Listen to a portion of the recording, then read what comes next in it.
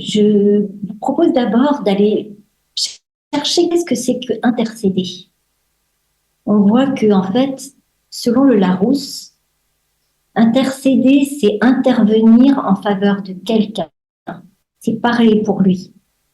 Et donc, on voit que l'intercession prophétique, c'est intervenir devant Dieu en faveur de quelqu'un ou quelque chose. Et elle s'appuie sur la parole de Dieu et plus particulièrement sur la parole de Jésus qui déclare tout ce que vous demanderez en priant, croyez que vous l'avez reçu et vous le verrez s'accomplir. Et on voit comment dans la Bible, il y a de belles figures d'intercesseurs. Il y a Abraham avec Sodome et Gomorrhe, Moïse qui intercède pour son peuple après le veau d'or, tous les prophètes, Daniel, Néhémie, Esdras, Élie, Amos. Et on voit surtout Jésus qui est le grand intercesseur. Dans Hébreu, on peut lire, c'est pourquoi il peut sauver pour toujours ceux qui s'approchent de Dieu par lui, étant toujours vivant pour intercéder pour eux.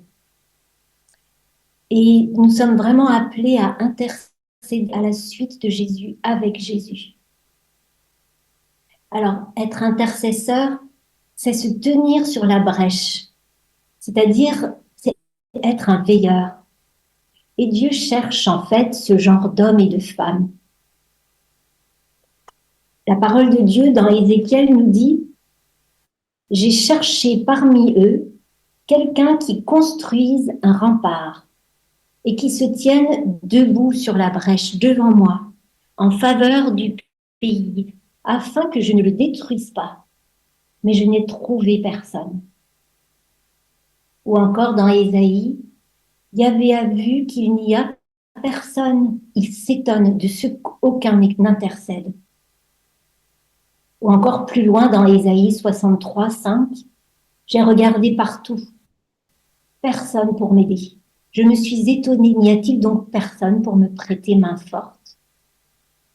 Et on entend le cri de Dieu, Dieu a besoin de nous. Et on est tous appelés à intercéder.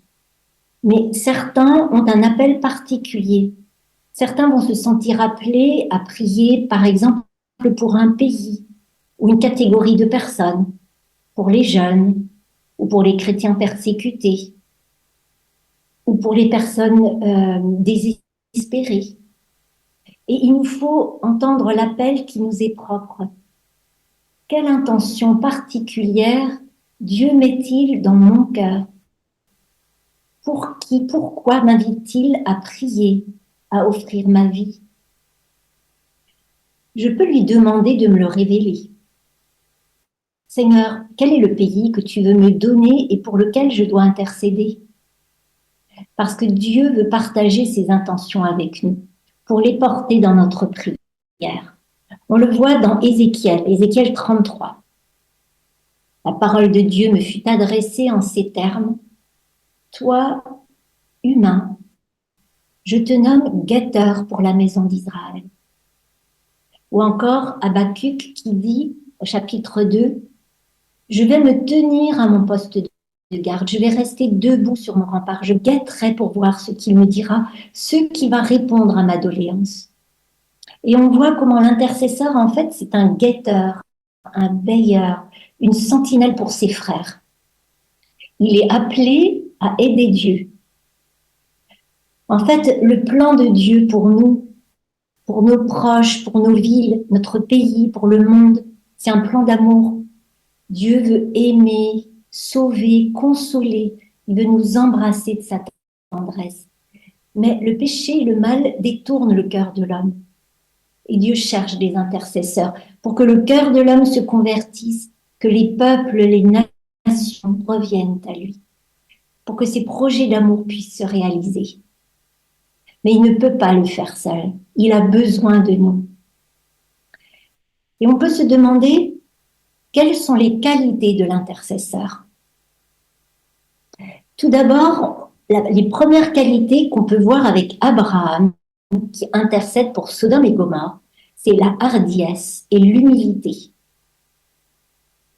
La parole de Dieu nous dit, Abraham s'approcha et dit, supprimeras-tu vraiment le juste avec le méchant? Faire mourir le juste avec le méchant, si bien que le sort du juste serait identique à celui du méchant. Cela ne correspond certainement pas à ta manière d'agir. Celui qui juge toute la terre n'appliquera-t-il pas le droit? Et Abraham dit, voici que j'ai eu l'audace de parler au Seigneur. Et on connaît la suite, Abraham qui propose, et s'il n'y avait que 50 justes? Ok, dit Dieu, je ne détruirai pas Sodome et Gomorrhe. Et s'il n'y en avait que 40? Ok. Et 30? Ok. Et 20? 7? Ok. 10? Toujours ok, dit Dieu. On voit que Abraham connaît Dieu. Il sait que Dieu est juste. Il fait preuve de hardiesse, d'humilité et surtout de compassion pour les gens de Sodome et Gomorrhe. Seigneur, je te connais, tu ne vas pas détruire le juste avec le méchant. Et Dieu dit, ok, ça me plaît. Il y a donc aussi comme qualité la compassion, l'amour. On le voit également dans l'intercession de Moïse. Le peuple d'Israël a construit un veau d'or devant lequel il se prosterne. Et dans Exode 32, on voit le lendemain, Moïse dit à son peuple, vous avez commis un grand péché.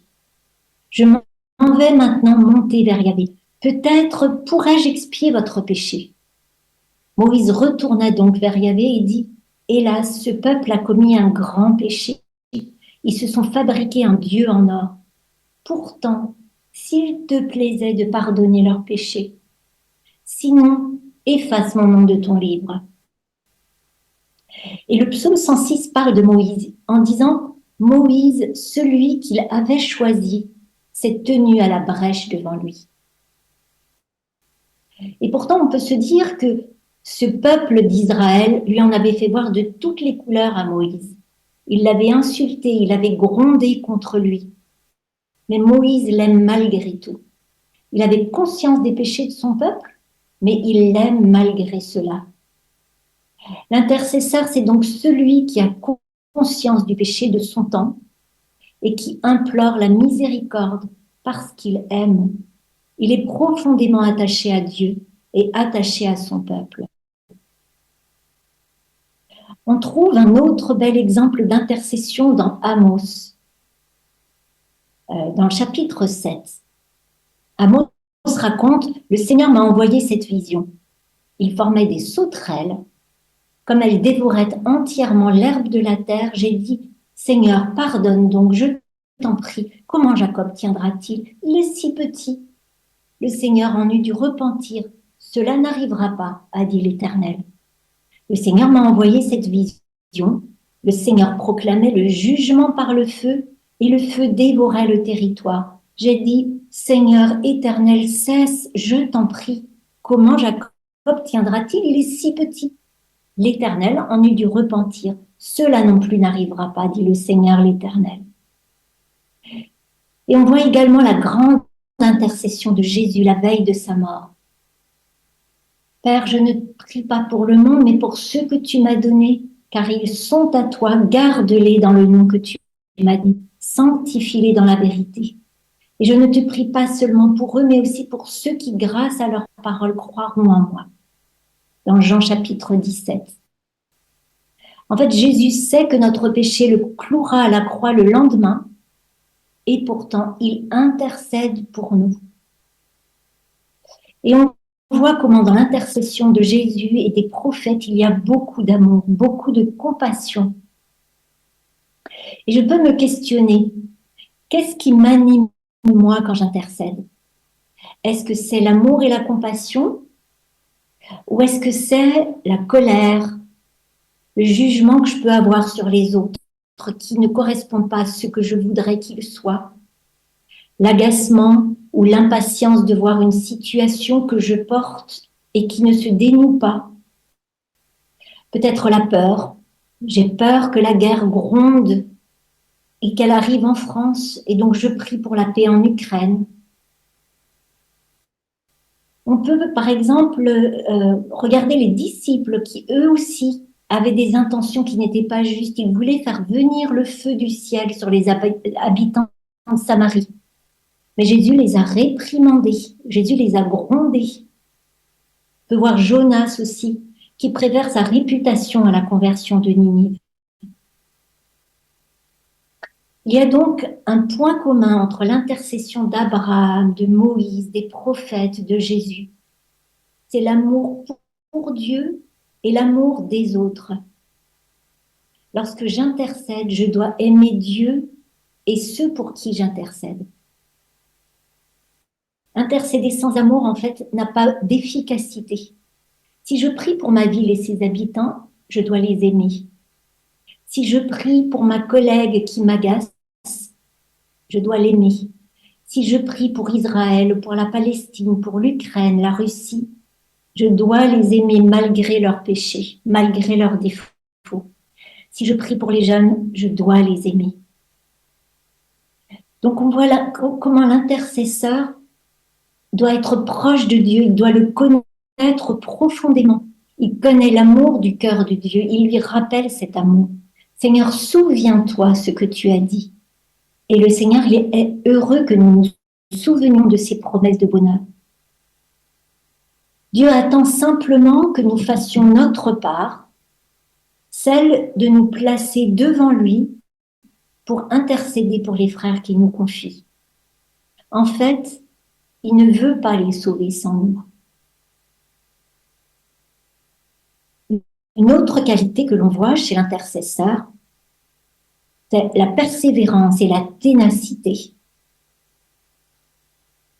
On voit dans Isaïe 62, verset 6, « Sur tes remparts, Jérusalem, j'ai posté des veilleurs. De jour et de nuit, jamais ils ne se tairont. Vous qui vous rappelez au souvenir de Yahvé, ne vous accordez aucun répit. Point de repos pour vous. Ne lui laissez aucun répit jusqu'à ce qu'il rétablisse Jérusalem et fasse d'elle un sujet de louange sur la terre. » En fait, Dieu cherche des combattantes qui bataillent avec ténacité pour sauver leurs frères, sauver leur pays. Et cela dans la durée. Parce que prier peut aussi être un poids. Il y a des moments où on prie dans la joie, mais il y a des moments dans l'intercession où on sent le fardeau dans la prière. Et ce fardeau, c'est le fardeau que Dieu porte. Prier pour sa ville, pour les gens qui nous rejettent, pour les gens qui nous critiquent, qui nous méprisent, peut être un poids. On peut rêver de déménager pour aller vivre dans tel lieu saint ou tel lieu proche de telle communauté. Mais peut-être que si Dieu m'a placé dans cette ville, dans ce pays, dans ce lieu de ma vie professionnelle, c'est peut-être pour me former à devenir un intercesseur. Et ainsi, en devenant intercesseur, changer mon propre cœur. Parce que la préparation pour avoir un cœur prophétique, c'est toujours l'intercession. En fait, ce ne sont pas tellement nos temps de prière superficielles qui vont transformer nos cœurs. Quelquefois, on peut s'entendre dire « Seigneur, fais que ma fille réussisse son permis, réussisse son bac. Seigneur, change le cœur de ma collègue. Seigneur, donne la paix au monde. » Et c'est très bien. Mais cela ressemble davantage à de la religiosité. Les incroyants, eux aussi, prient comme ça finalement. Ce n'est pas faux de prier ainsi. Mais cela ne va pas transformer mon cœur. Mon cœur à moi est transformé dans la mesure où je ressens la douleur de Dieu pour cette personne, pour cette situation, pour cette ville. C'est vraiment à expérimenter. Prier pour une personne, pour une ville, pour un pays, et prier jusqu'à pleurer parce que cette douleur me touche. Prier pour que mon cœur soit prêt à pleurer pour les autres et les autres pays. Et cela, c'est prier dans le temps, car le temps de Dieu n'est pas le nôtre. L'intercession, c'est donc une attente active dans laquelle nous sommes engagés dans les larmes et dans la durée. L'intercession, c'est donc un combat spirituel. On voit combien beaucoup de nos situations bloquées, nouées, ont en fait un vrai enjeu spirituel. Et la prière est essentielle pour pouvoir débloquer tout cela. On peut par exemple se souvenir de la bataille des Israélites, durant laquelle Moïse est monté sur la colline. Il avait les bras levés pour intercéder pour son peuple. Et tant qu'il avait les bras levés, le peuple remportait la victoire. Lorsque par fatigue il baissait les bras, l'ennemi l'emportait. À tel point qu'Aaron et Our sont venus soutenir ses bras pour qu'il puisse continuer à intercéder. Autrement dit, la victoire dépend de la prière.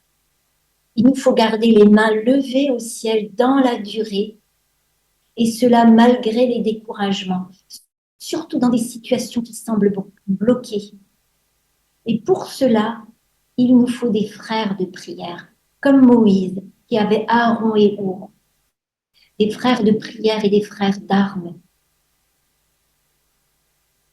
Car oui, c'est un combat. Et j'en arrive à mon troisième point, qui sont justement quelles sont ces armes avec lesquelles je vais combattre. On peut lire dans Éphésiens 6, nous n'avons pas à lutter contre la chair et le sang, mais contre les puissances, les autorités, les pouvoirs de ce monde de ténèbres, contre les esprits du mal dans le monde céleste. Prenez donc toutes les armes. En fait, Paul nous dit que nous sommes appelés à travailler avec le Saint-Esprit. Car comment pourrions-nous intercéder efficacement sans une relation de proximité, d'intimité avec le Saint-Esprit? On n'intercède pas à la légère, les mains dans les poches, une fleur à la bouche. Non, on est juste en train de mener un combat avec le Saint-Esprit et nos armes sont spirituelles. Je vais vous en proposer 3. La liste n'est vraiment pas exhaustive.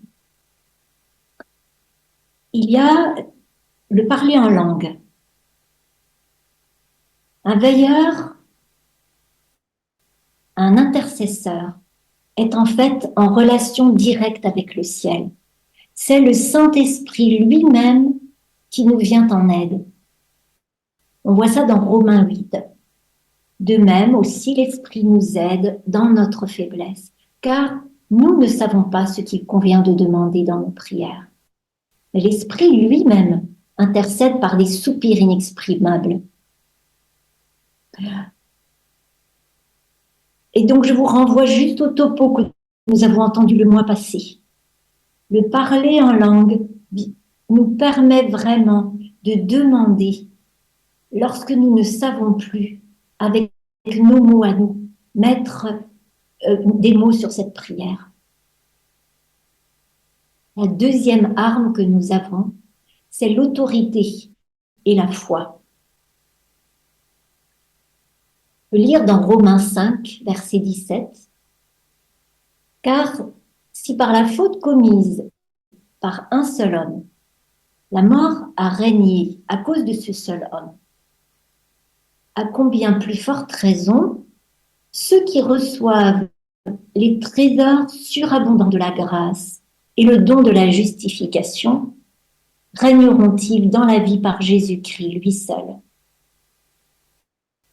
Autrement dit, il y a une faute commise par un seul homme et le péché est venu sur la terre. Mais par la justice d'un autre homme, Jésus, la vie est arrivée. Donc, à cause de la faute d'Adam, toute la lignée a hérité de la mort, et à cause de Jésus, toute la lignée est restaurée.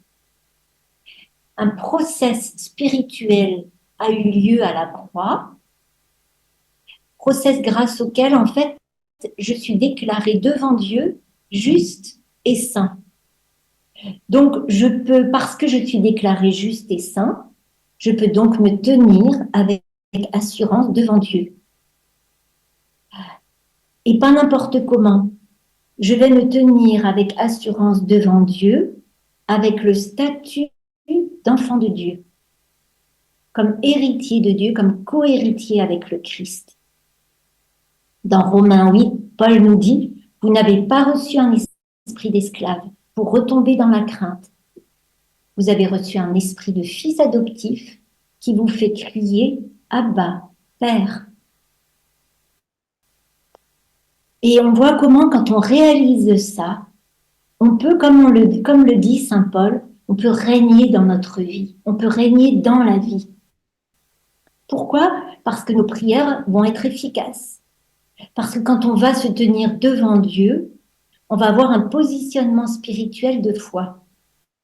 En fait, je suis déclaré pur, saint, et je suis co-héritier du Christ. Ça n'a absolument rien à voir avec moi. Je ne mérite pas, mais j'hérite de cette réalité spirituelle. Et je peux commencer à prier dans un positionnement spirituel complètement différent. Je peux dire un mot, mais dans ce mot, il y a une puissance spirituelle parce que c'est proclamé avec un fondement solide qui est rempli de foi et de puissance. Et ça fait toute la différence. Et là, je vais proclamer la réalité de Dieu et non pas ma réalité à moi, non pas la réalité du monde. Dans Luc, Jésus nous dit, si vous aviez la foi grosse comme une graine de moutarde, vous diriez à ce sycomore, déracine-toi et va te planter dans la mer et il vous obéirait.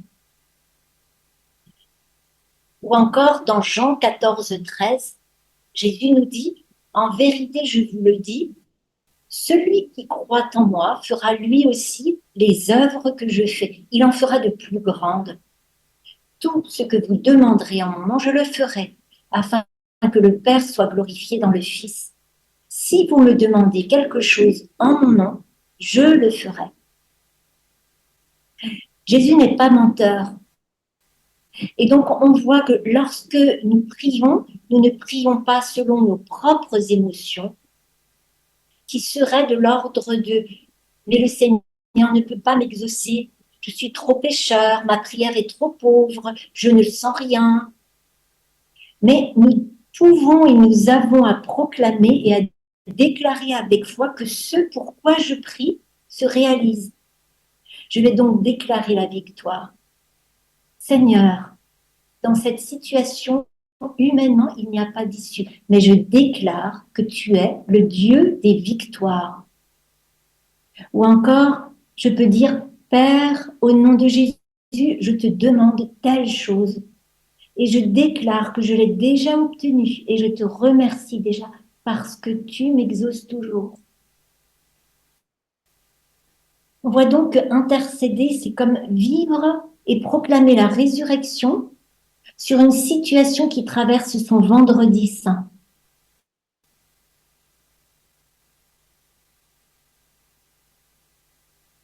Donc on a vu, première arme, le parler en langue. Deuxième arme, proclamer avec autorité et foi. Troisième arme que je propose et que la parole de Dieu nous propose, c'est la bénédiction. On voit dans Jacques, chapitre 3, verset 10, Jacques nous dit, de la même bouche sortent bénédiction et malédiction. Mes frères, il ne faut pas qu'il en soit ainsi. Jacques nous dit que notre bouche est importante. D'elle peut sortir bénédiction ou malédiction. Il nous faut donc veiller à ce que nous proclamons. Quand on réalise la puissance de la justification et de notre identité en Christ, on sait alors que ce qu'on va proclamer aura du fruit. Et donc, il ne faut pas que ma bouche puisse maudire. Satan n'avait pas d'autorité au départ. L'autorité, à l'origine, était à Adam et Ève. Mais il avait la ruse. Et c'est ainsi qu'il a tenté Adam et Ève. Et par la ruse, il a pris l'autorité d'Adam et Ève. Mais cette autorité, il l'a perdue à la croix. Et Jésus a redonné l'autorité à l'homme. Alors, on peut se demander, mais comment fait Satan maintenant qu'il n'a plus l'autorité? En fait, il va se servir de la ruse, c'est-à-dire du mensonge, pour qu'on utilise nous-mêmes notre propre autorité contre nous. On voit comment la parole de Dieu dit que, que de notre bouche peut sortir bénédiction et malédiction. C'est-à-dire que ce que je dis de bien advient et ce que je dis de mal advient également. On a cette puissance-là. Mais Satan, par sa ruse, va mettre des mensonges dans notre esprit. Mensonges que nous acceptons malheureusement et que nous proclamons. Mais je ne suis rien, je ne vaux rien. Dieu ne peut pas m'écouter, mais cette situation est sans issue. Mais c'est normal qu'il y ait la guerre. Mais c'est normal que. Et on ne se rend pas compte qu'on appelle le mal sur soi-même, sur nos frères, sur une situation. Et Jacques nous dit, il ne faut pas qu'il en soit ainsi. Fais attention à ce que tu proclames. Proclame la bénédiction. Bénis les gens autour de toi. Bénis ceux qui prennent place. Bénis cette situation et tu vas voir une vraie différence dans ta vie chrétienne. Nous sommes vraiment appelés à bénir dans notre rôle d'intercesseur.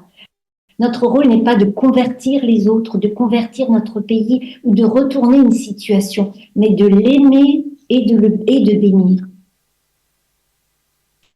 Et je peux, par exemple, appeler la bénédiction. Seigneur, j'appelle ta bénédiction sur telle personne qui pourtant me fait du mal. Seigneur, j'appelle ta bénédiction sur ce pays qui va si mal. Et donc, on peut se demander, mais alors concrètement, comment je vais passer à l'action? Première chose, nous pouvons vraiment commencer à nous interroger. Comment est ma vie de prière pour les autres? Est-ce que je suis prêt déjà à prier pour les autres? Suis-je prêt à donner mon cœur pour les autres? Suis-je prêt à laisser mes entrailles frémir pour ce monde, pour les villes, pour ma ville, pour ce pays? Je peux ensuite demander à Dieu, quelle intention veut-il me donner? Quel est le souci qu'il porte et qu'il veut partager avec moi? En quoi puis-je l'aider? Seigneur, quel fardeau puis-je porter avec toi? Esprit Saint, donne-moi un fardeau à porter avec toi. Partage ton fardeau avec moi. Et le Seigneur va nous mettre dans le cœur un nom, un pays, une situation. Et puis, je dois aimer Dieu, bien sûr, mais aussi le sujet de mon intercession. Si j'aime ma ville, je dois m'intéresser à elle, prendre de ses nouvelles, voir ses besoins, ses problèmes. De même pour mon pays, de même pour mon voisin qui me dérange, ma collègue qui me critique, de même pour les chrétiens persécutés ou toute autre intention. En fait, tu habites à l'endroit que Dieu a prévu pour toi en ce moment. Là où tu habites, il y a du péché, il y a des démons. Et Dieu veut que tu aies la victoire là où tu es. Si tu es là, apprends à te confronter, à faire l'intercession pour tes ennemis, à être victorieux là où tu es, où Dieu veut que tu sois. Pour ma part, j'aime beaucoup intercéder, par exemple, pour les personnes de mon immeuble ou alors pour les personnes que je croise dans la rue. Seigneur, je te demande de venir la bénir, donne-lui de ressentir ta présence, manifeste-toi à elle. Je déclare le bonheur sur sa vie. Et quelquefois, il m'arrive de faire des deals avec le Seigneur. Par exemple, lorsque je prends le train, je demande à ce que mon voisin soit sauvé. Puis j'élargis ma demande. Ah non, Seigneur, c'est trop peu. Je demande à ce que toutes les personnes présentes dans le wagon soient sauvées. Puis après, je vais pousser mon audace à demander cela pour les personnes présentes dans le train tout entier. Et je lui présente chaque visage que je croise. Et je sais que cela plaît à Dieu. Et j'ai vraiment foi qu'il entend la prière qu'on va lui faire, qu'on peut lui faire. On voit donc que le but principal dans l'intercession, c'est vraiment prêter main forte à Dieu. C'est lui dire que ton règne vienne, que ta volonté d'amour se fasse sur la terre, qu'elle se fasse dans ma ville, qu'elle se fasse dans ma région, qu'elle se fasse dans ce pays, qu'elle se fasse dans le monde, qu'elle se fasse dans mon lieu de travail. Et chaque jour, je peux déclarer et proclamer la victoire de Dieu sur cette situation, sur ce lieu, sur ces personnes. Je peux bénir, je peux appeler une pluie de grâce sur elles parce que j'ai l'autorité pour lier et délier. J'ai l'autorité pour ordonner et bénir. En fait, Dieu veut vraiment agir avec nous dans l'intercession. Il veut que nous fassions notre part. Et je termine juste avec Isaïe 63, verset 5. C'est ce cri de Dieu qui dit, j'ai regardé partout, personne pour m'aider. Je ne suis étonnée, n'y a-t-il donc personne pour me prêter main forte? En fait, Dieu nous dit, je cherche quelqu'un qui me viendra en aide. Sommes-nous vraiment de cela? Est-ce que nous voulons en être?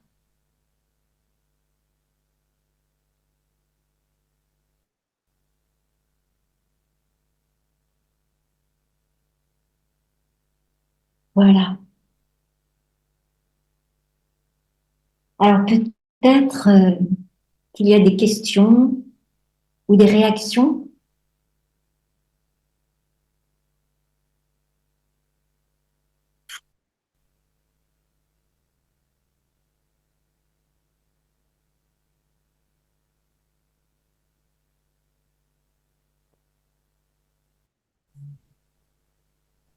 Vous avez dit, on n'est pas là pour convertir les autres. Ça m'a un petit peu surprise. Ce que je veux dire, c'est que oui, on peut proposer la conversion aux autres, mais c'est l'Esprit Saint qui convertit. Oui, c'est clair. Oui. Voilà.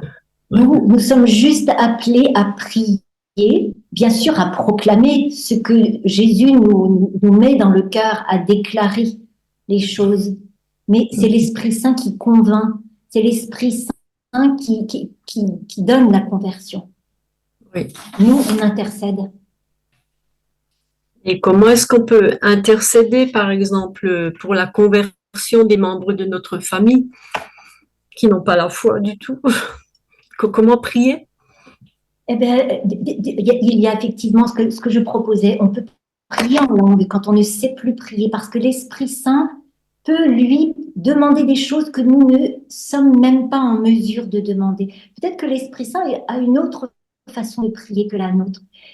Et je crois aussi qu'il y a vraiment à déclarer la victoire sur la situation, de pouvoir dire, Seigneur, regarde, humainement, cette situation est complètement bloquée. Humainement, moi, je ne peux plus rien. J'ai tout essayé. Mais je sais que toi, tu aimes plus ce frère, cette sœur, ce neveu, cette nièce. Tu l'aimes plus que moi. Donc, je sais que tu veux son bonheur. Et je sais que déjà, tu te manifestes à lui. Je le déclare et je le proclame. Et je vais proclamer, vraiment, je vais déclarer la victoire de Dieu sur la vie de celui que j'aime. Et je vais le bénir. En fait, vraiment, je déclare la résurrection là où je vois la mort. D'accord. D'accord. Ouais, c'est ce que je dis, hein. Moi, j'arrive pas, j'essaye d'ouvrir mon mari, par exemple, à la foi, mais il n'y a pas de résultat vraiment, vraiment depuis des mois, quoi. Alors, je vais vous donner un bel exemple. Oui, À Saint-Dizier, ce samedi de Pâques, nous avons eu le baptême de François, qui a près de 70 ans. Ça faisait plus de 30 ans que son épouse priait pour lui. Son épouse était baptisée, elle était une paroissienne. Ça faisait plus de 30 ans qu'elle priait pour lui. Et il a été baptisé à plus de 70 ans. Et quand je suis allée le féliciter, il m'a dit, ma joie, c'est de voir la joie de mon épouse. c'est magnifique. L'intercession demande la persévérance. Le temps de Dieu n'est pas notre temps.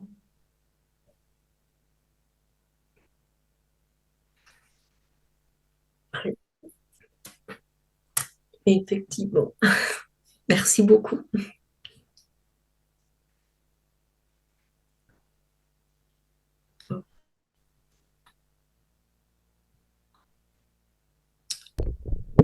Est-ce qu'il y a d'autres questions?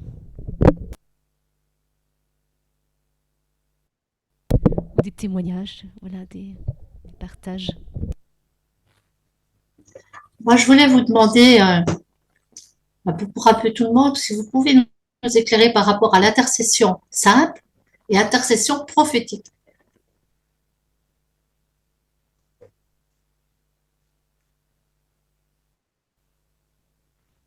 Alors, je dirais que toute intercession faite avec le cœur et faite avec amour est prophétique. Mais c'est vrai qu'il y a vraiment une différence entre juste faire une prière rapide, dire par exemple à quelqu'un, ben, je te prends dans ma prière, et puis juste dire, bon Seigneur, je te la confie, point. Et puis l'intercession dans laquelle on va vraiment y mettre nos tripes, où on va vraiment enfanter la personne, où on va la porter, et où on va vraiment demander à Dieu d'avoir son regard sur la situation, de pleurer avec lui. C'est vraiment Dieu nous donne un fardeau, Dieu porte lourd, Dieu porte une charge, Dieu porte le monde et il nous demande de prendre notre part. Et je crois que c'est un peu, enfin je sais pas, Ruth et Tabitha. Alors du coup, ce que tu dis est très juste, Anne. Il y a aussi, du coup, dans l'intercession prophétique, ce que Dieu donne en plus. Tu parlais tout à l'heure de fardeaux. Par exemple, les fardeaux, c'est pas forcément nous qui allons les choisir. Dieu va nous déposer dans le cœur un fardeau pour la jeunesse, un fardeau pour les personnes qui sont en prison, un fardeau pour les personnes, par exemple, qui sont malades. Et ça vient vraiment de la part de Dieu, en fait. C'est là où Dieu devance des fois même ce que nous allons dire, la manière de prier, les personnes ou les types de personnes pour lesquelles nous allons prier. De la même façon que même quand on prie, la manière de prier, Dieu peut l'inspirer, donc ça devient vraiment prophétique. Et par exemple, on peut être conduit dans la manière de prier. Alors c'est sûr que le parler en langue, c'est quand même la chose la plus incroyable parce que c'est ça qui dégage le terrain et il y a quelque chose de vraiment prophétique, mais tout à coup on va être amené à poser pour tel temps d'intercession, justement des actes de confession victorieux sur la vie de la personne.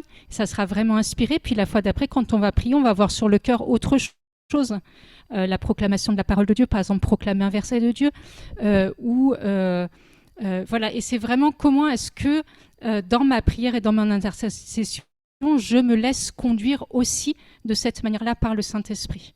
Voilà, c'est beaucoup plus large que effectivement la prière toute simple qu'on fait très souvent ou l'intercession qu'on a l'habitude, par exemple, à la messe.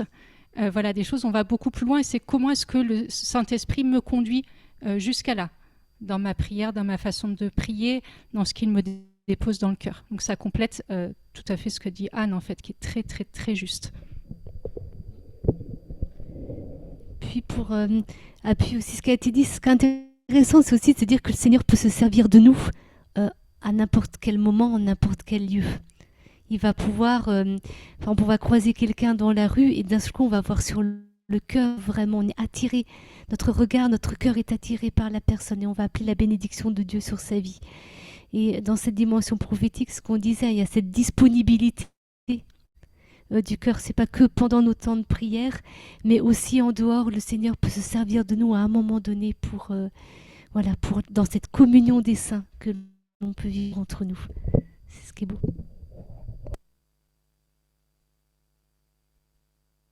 Moi, j'ai un petit témoignage. Il y a un moment donné, j'ai beaucoup prié pour la Corée du Nord et je ne savais pas pourquoi je priais pour ce pays. J'aime beaucoup On prier t'entend pour pas. les pays. On t'entend pas. On ne t'entend pas.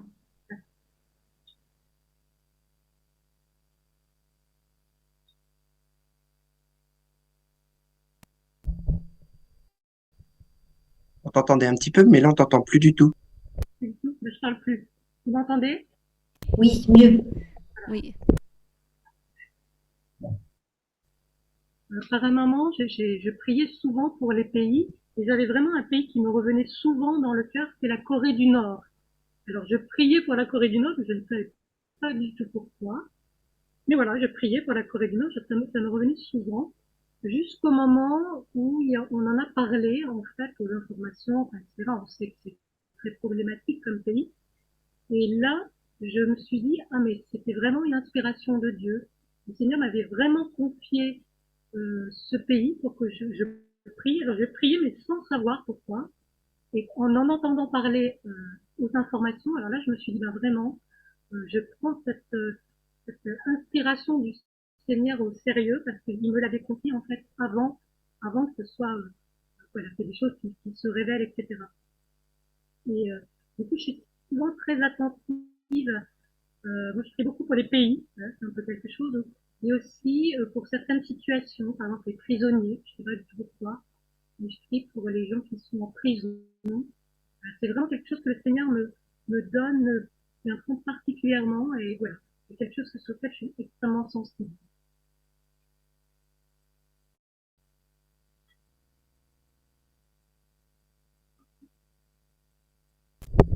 Merci Sabine. Est-ce que quelqu'un d'autre aurait un témoignage à nous donner, un partage, une question? J'ai bien aimé en fait ce qui était le cœur qui change, en fait l'amour et la compassion. En fait, je me suis aperçu en priant pour vraiment pour des personnes, des collègues que bah oui, le regard avait vraiment changé, puis que après il était impossible de dire quoi que ce soit de mal sur eux. Enfin voilà, que ça purifie un peu le regard et en fait on se sent lié en fait par ça quoi. Voilà. Et donc, bah voilà, il y a des moments où je sais que ma prière, elle est pas aussi impliquée que ça. Et je me dis, bah voilà, une étape supplémentaire, ce serait justement de rentrer avec plus de compassion pour certaines personnes pour qui je prie, quoi. Maintenant, pour m'engager, voilà. Donc, plus d'amour, plus de compassion pour cette intercession, pour la rendre vraiment efficace.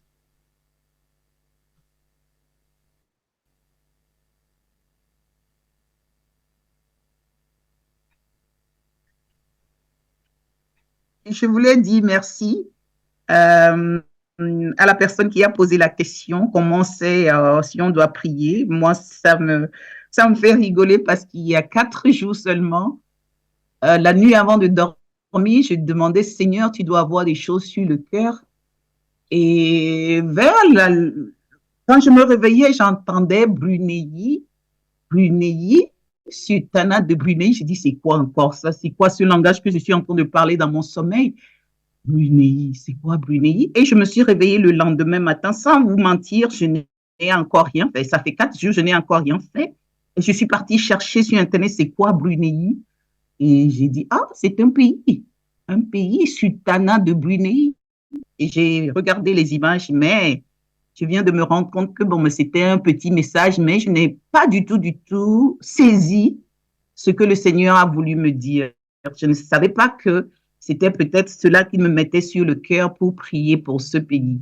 Donc, je voulais donner mon témoignage en disant que bon, ben, j'ai entendu ça sur mon cœur. Normalement, je devais prier ou bien demander au Seigneur Esprit Saint, bon, mais qu'est-ce qui se passe? Pourquoi? Parce que je n'avais aucune idée de ce que c'est. Donc, je remercie vraiment Anne qui m'a un peu aiguillée en me disant, en nous faisant comprendre que quand Dieu nous met quelque chose sur le cœur, c'est que vraiment il veut qu'on prie pour cela. Merci.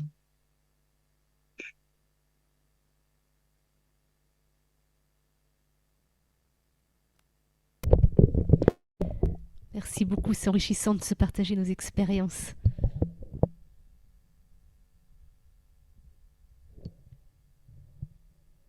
Quelqu'un d'autre? Moi, je veux bien poser une question. Ça fait 3 ans que je prie beaucoup et que j'aide ma fille à sortir d'une situation très éprouvante. Au début, je priais avec d'autres, je priais beaucoup. La nuit, je pleurais. Enfin, et elle est sortie de cette situation, mais la situation évolue, perdure. En fait, elle est séparée de ses 3 enfants et elle se bat pour récupérer ses 3 enfants. C'est très très dur. Et moi, je suis très fatiguée, je suis épuisée maintenant de l'accompagner et j'ai plus la force de prier. Et l'autre jour, je regardais une vidéo sur RCF du père Charles Lenoir, Où est Dieu dans l'épreuve? Et il disait que dans l'épreuve, une condition pour que Dieu agisse, il y avait deux conditions, c'était lâcher prise et poser un acte de foi. Donc l'acte de foi, je l'entends bien, c'est ce que vous venez de dire en quelque sorte, c'est-à-dire être absolument certaine que Dieu va agir. Lâcher prise, je ne sais pas comment faire, je ne comprends pas bien ce que ça veut dire, je n'y arrive pas. Voilà, donc je voulais vous demander un petit peu si vous pouvez m'éclairer par rapport à ça.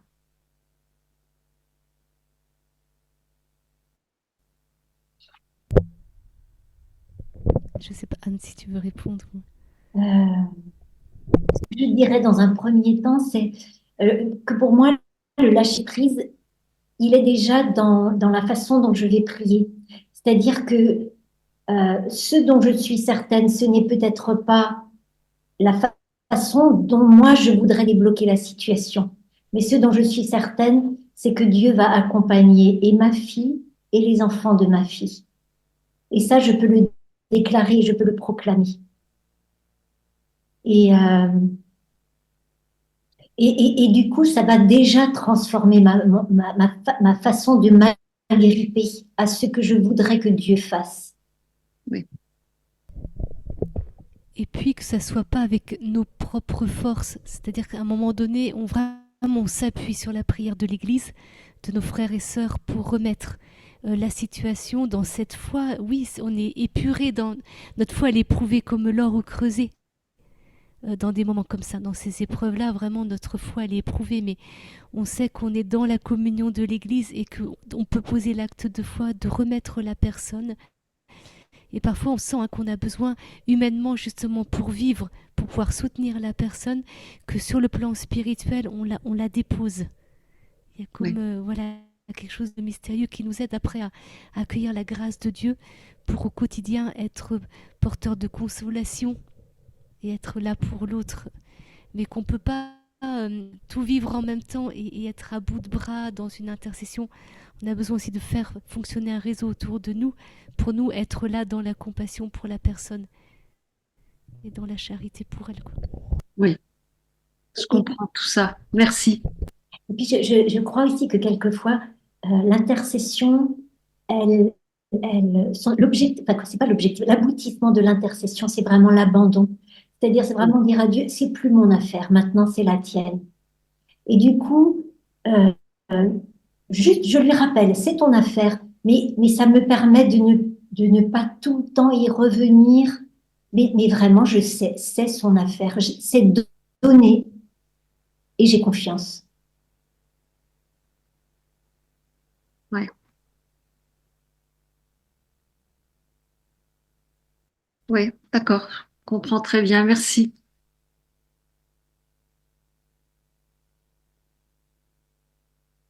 Alors Anne, il y a une question écrite. Je vais la lire. Du coup, est-ce que Dieu peut nous dire d'arrêter d'intercéder pour tel sujet? Concentre-toi plutôt sur un autre sujet ou sur une autre personne.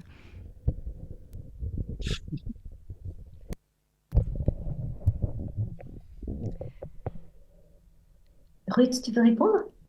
Peut-être, oui, on peut. Parfois, on sent dans nos cœurs, dans une intention qui nous est donnée, ce qu'on enseigne beaucoup avec Sœur Tabitha, quand on parle d'intercession, qu'on va prier jusqu'à ce que quelque chose se passe. Voilà, il y a le mystère, on sent parfois juste que dans l'instant, enfin, Dieu est en dehors de temps, mais nous, on est dans le temps, et qui peut nous confier une intention sur le cœur, et il y a des intentions après qu'on va remettre en lui, qu'on va continuer à porter dans notre cœur, et puis il y a des intentions, on sent que c'est ponctuel, on va vraiment prendre un temps de prière pour ça, jusqu'à ce qu'on sente dans la prière une forme de paix, comme voilà, que c'est le temps. Voilà, on peut pas apporter, on a un cœur humain, une prière humaine, on peut pas porter toutes les intentions en continu, mais il y a quelque chose de mystérieux. Demandez à l'Esprit Saint de vous éclairer par rapport à ça, parce qu'il nous conduit aussi justement dans notre prière d'intercession, dans notre façon de le vivre. Parfois, on peut avoir sur le cœur, par exemple, de jeûner pour une situation, ça va être une journée. Enfin voilà, voilà, qu'on sent qu'il y a comme parfois une urgence dans le temps, un peu que la situation nous est confiée pour un moment précis. C'est maintenant que Dieu a besoin là de ma prière. Et il y a d'autres intentions, comme on disait, qui vont être presque vocationnelles, qu'on a sur le cœur depuis le début de notre chemin avec le Seigneur. C'est très mystérieux. Des pays, des peuples, des choses un peu. Donc cette notion du temps, c'est juste voilà, d'être libre et attentif à cette petite voix du Saint-Esprit dans notre cœur qui nous parle et qui nous conduit. Je ne sais pas si ça répond, mais...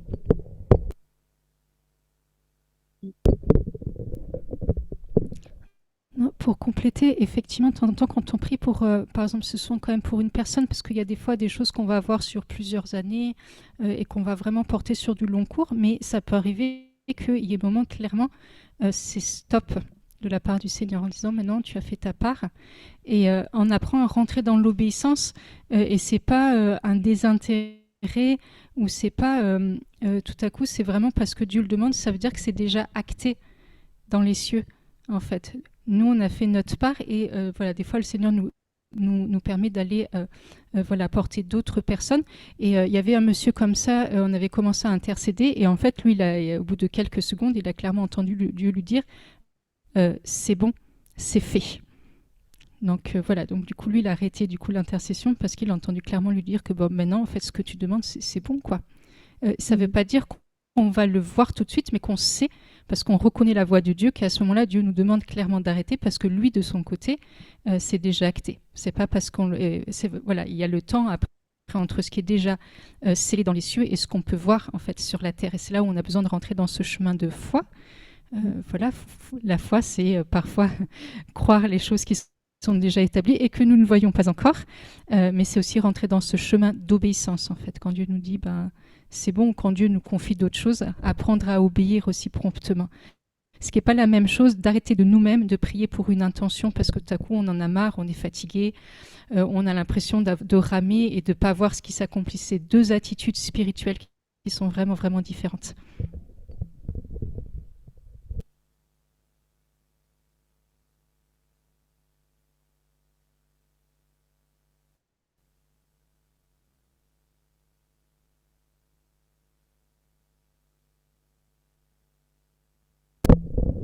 Alors, est-ce qu'il y aurait une dernière question?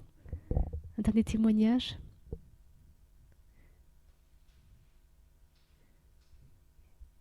Et puis sinon... C'est pas un témoignage, c'est encore moi. Mais des fois, je sais vraiment pas comment prier. Parce qu'il y a différentes versions. Est-ce qu'il faut demander tous les jours la même chose? Ou alors, est-ce que on demande quelque chose et après on dit chaque jour, Seigneur, je te remercie pour ce que tu vas faire maintenant pour ma prière et c'est bon? Ou est-ce qu'on prie bon, avec tout son cœur et après on n'y pense plus? C'est clos, disons, on a prié et après le sujet est clos. Je ne sais pas des fois comment prier. Laquelle des trois attitudes de prendre?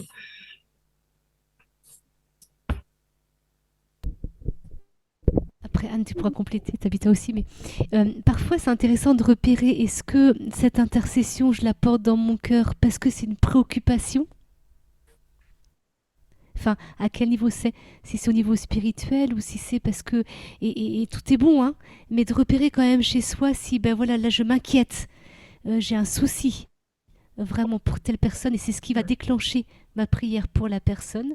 Ou si c'est à un moment donné, je suis dans ma prière, puis le Seigneur me met sur le cœur une situation, une personne, et je prie pour elle. Et tout est bon hein, comme point de départ. Mais parfois, on sent bien aussi que l'intercession, elle porte du fruit aussi pour nous. Elle nous permet de prendre de la hauteur par rapport à une situation. Donc c'est peut-être pour ça que parfois notre prière va être un peu... va revenir. Il y a des sujets qui peuvent revenir, et c'est apprendre vraiment à les déposer dans la foi à ce moment-là, comme disait Anne, vraiment de se décharger aussi de poids, de dire Seigneur, moi je te prie dans la foi et je te bénis. Voilà, viens bénir cette personne. Je crois vraiment que tu es son Père bien-aimé. Voilà, et je crois que tu es présent dans sa vie et que dans le mystère de ton amour, quelque chose se passe. Et puis voilà, on sent que nous, de notre souci, enfin, quand on parlait de la compassion du cœur, des fois, et c'est bon, il y a un mélange et le Seigneur se sert de tout ce que l'on est.